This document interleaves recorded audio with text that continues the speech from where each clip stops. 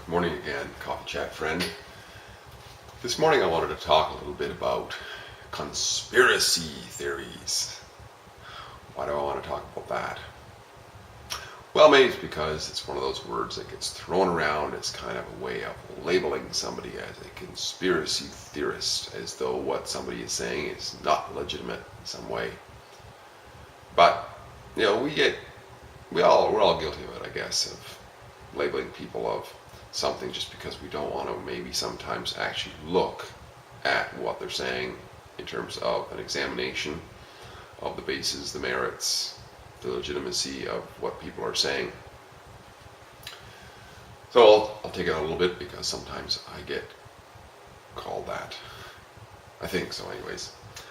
Now, conspiracy, if we look at the word, because I always like to come up with a little bit of an observation of the term, right? Conspiracy, or it comes from conspire, of course.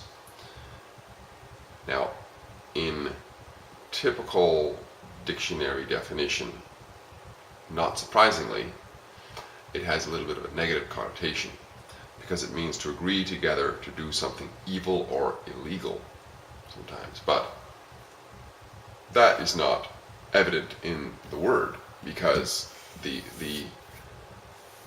origin of the word just means to plot or agree together. Now, literally in its origin, it means to breathe together.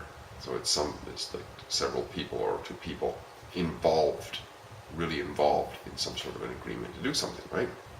So you could say that a husband and wife conspire to build a house together.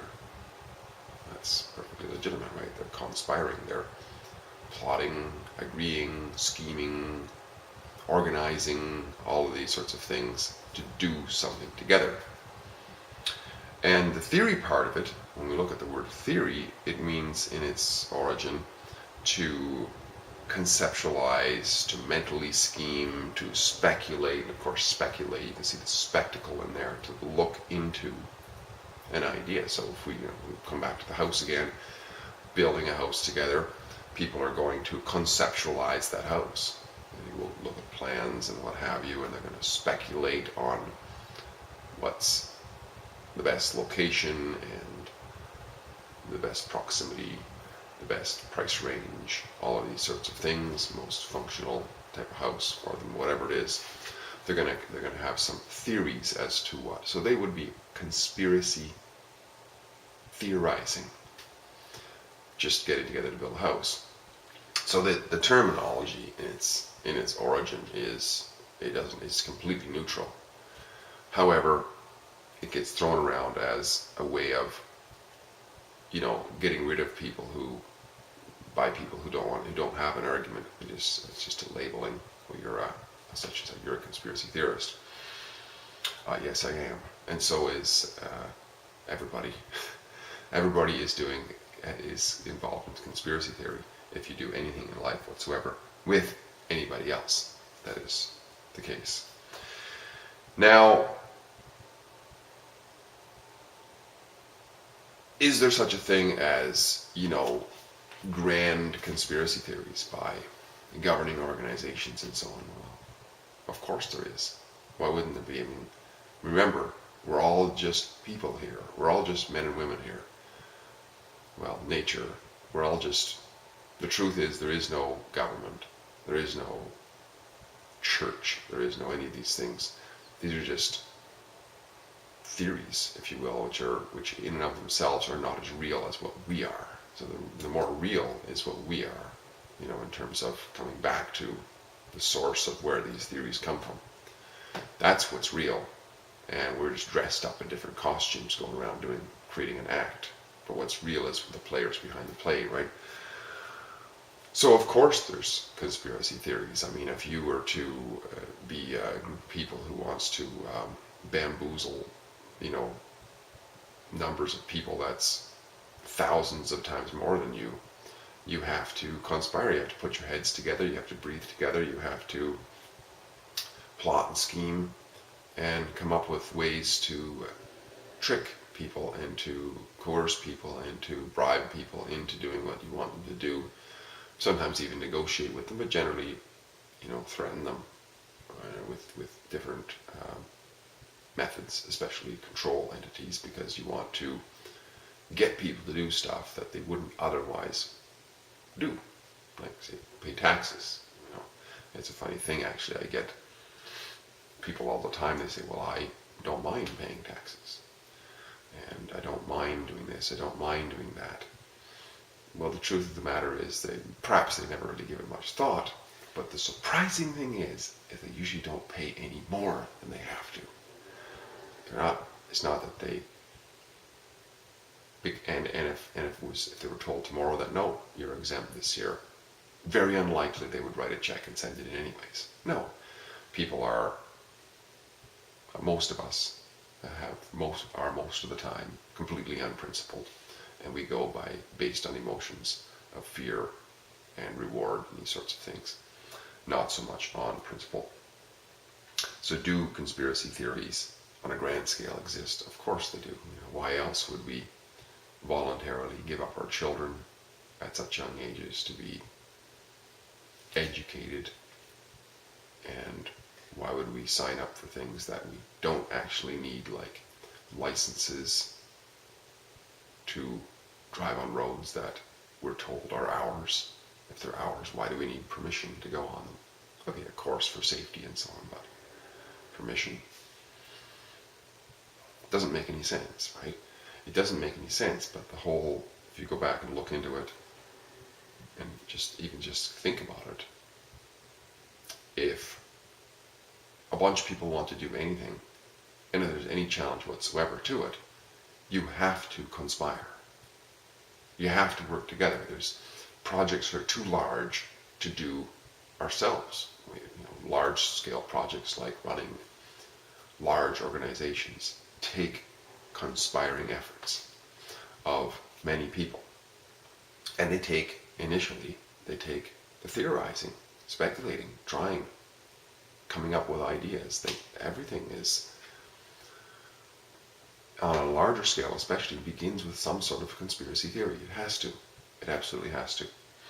So, along the lines, once again, of improving the quality of our life experience, how do conspiracy theories help us with that? Well, the first thing is, if we want to get along with people, if we want to get involved with projects that are greater than ourselves, and to do anything that in family, in our community organizations, in our relationships, we have to involve ourselves at some point in conspiracy theorization, because it's like the beginning of our project. If we're going to create a club for the neighborhood kids, we have to put our heads together in a way, breathe together, and conspire, breathe together, get together, and theorize and strategize and plan what it is that we're going to do. We have to create a conspiracy theory, right? Just think about it. The next reason why it can help us to improve the quality of our lives is when we become aware of this, that this is something that is prevalent in our lives, this conspiracy theorizing, this activity of conspiracy theorizing, we realize that everybody is doing it. And almost all conspiracy theories, unless we're involved in it, are not for our benefit, our immediate individual benefit. They are for somebody else's individual immediate benefit. So when we realize that, and we realize that everybody else is involved in some sort of conspiracy theorizing, they're not doing it for us individually, typically. And the larger the organization, the less that is the case, because the more distant they are from us. I mean, if our neighbor is conspiracy theorizing on how to build his fence beside our property, he or she is probably going to involve us at some point. So therefore, there's an element of our interest at mind. But if somebody in some office 4,000 miles away is conspiracy theorizing with a group of think tank members to implement something that's going to affect us. They're going to have other interests in mind and not our interests. And if they're going to sell it as our interest to us because they want us to buy into it. But at the base of it, it's not our interest. It can't be, in the same way that if we were to conspiracy theorize here, we're probably not going to take into account somebody 4,000 miles away necessarily, unless there's a reason for it to buoy our interest, if you will. So that, number 2, was a little bit long-winded, of course, but how being aware of that improves the quality of our life experience is that we won't be so easily tricked into the conspiracy theories of others as somehow for us. In conclusion, I would say then, do I believe in conspiracy theories? Are conspiracy theories out there? Am I someone who involves myself in conspiracy theories? Yes, yes, and yes. Because if you think about it in terms of definition, getting together and doing something with somebody else, I do that. And do I speculate? Do I plan? Do I theorize on what I'm going to do ahead of time and during? Yes. If my project is to go in any direction, any meaningful direction, I have to do that initially, and I have to continue to do that. And everybody does. So yes, conspiracy theories exist. I'm involved in them. Everybody is involved in them. We might as well admit it, and it's part of the natural creative process in us and in everybody else. Usually ours are in our interest, and other people's are in their interest. Knowing both of those is important because it helps us with perspective for what's important to us and what's important to others. Does it improve the quality of our lives? Yes, it does. Used for our benefit and used in our awareness to be aware of others as well. My name is Steve. Hope this was helpful. I look forward to talking to you again soon. Bye-bye for now.